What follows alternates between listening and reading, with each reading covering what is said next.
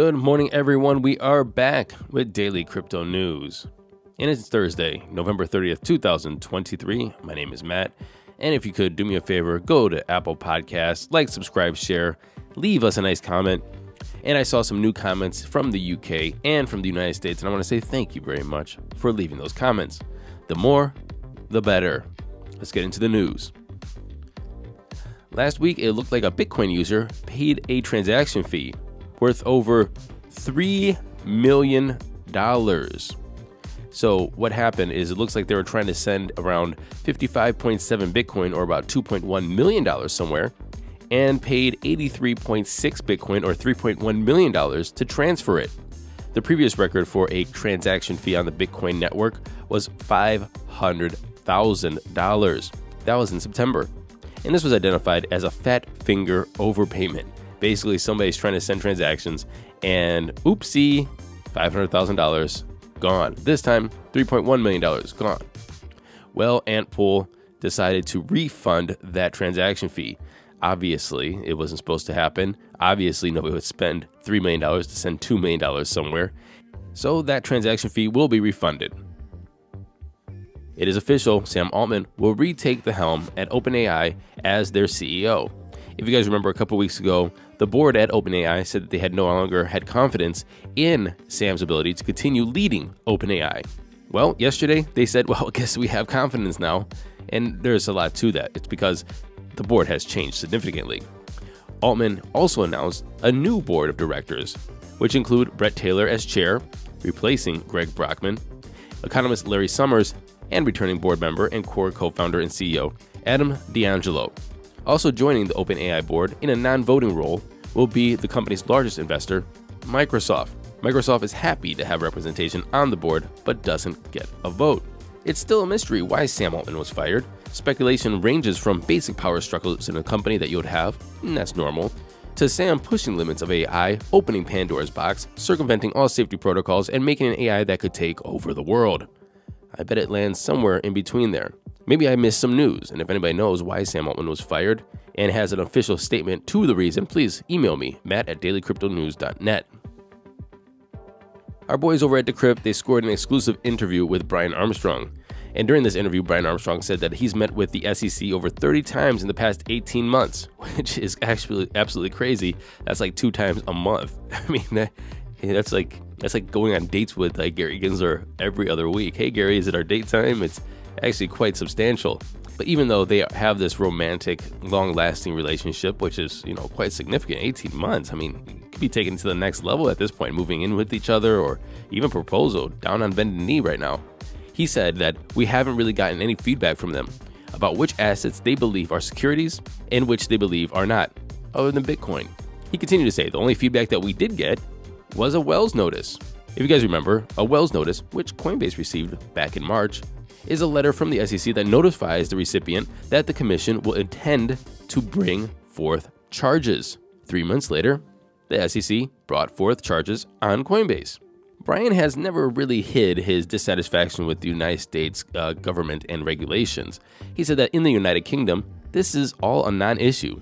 He said the UK's government and Prime Minister Sunak has been very pro-crypto, adding that everybody really said that they want the UK to be a crypto and Web3 hub. However, here in the United States, there appears to be an ongoing turf war between the SEC and the CFTC, which is creating regulatory challenges for all crypto firms.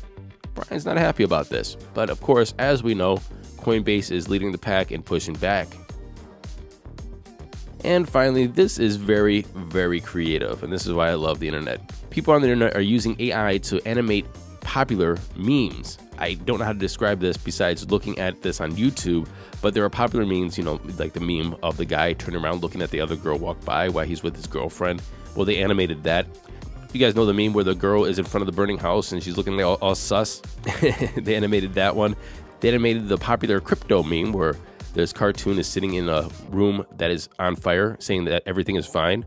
It's just really creative use of AI. Check it out. Link is in the show notes. And now, let's get into those crypto prices. Here comes the money. Here we go. Money talk. And the time is 10:27 a.m. Eastern Standard Time. Fear greed is 70. We're still greedy. By the way, ARK Invest, they sold another $5 million worth of Coinbase stock yesterday while buying $2 million of Robinhood and $1.5 million of SoFi Technologies.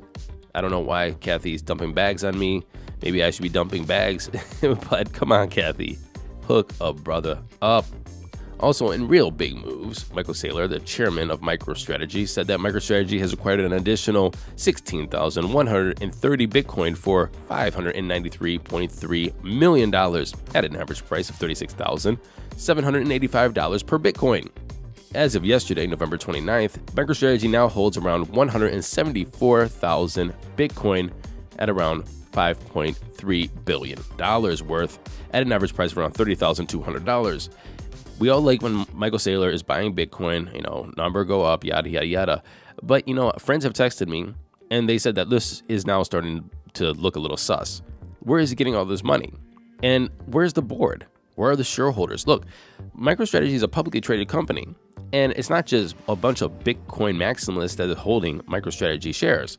And I don't care if Michael Saylor is the founder and the chair and the CEO or whatever the hell his title is. If I was a shareholder, especially a large shareholder, I would go to Michael and go, what the hell are you doing, bro? Like, I understand Bitcoin's dope. I know you like Bitcoin. I know that we're in the black when it comes to our Bitcoin investments, but I mean, that's almost $1 billion. Isn't there better uses for that almost $1 billion to put back into the company so we can grow the thing that I'm actually invested in? That's your company, not Bitcoin. Also, yeah, sure, he's a billionaire. He might be a multi-billionaire, but where is he getting this money? Is MicroStrategy just siphoning off all of his profits just to put it into Bitcoin? And nobody's raising red flags and nobody's saying that this is not your fiduciary duty as a company to be buying Bitcoin with our profits from your company? I just don't understand, like, where the hell is this money coming from? And why isn't anybody suing Michael Saylor, making a stink out there talking to somebody about these massive purchases?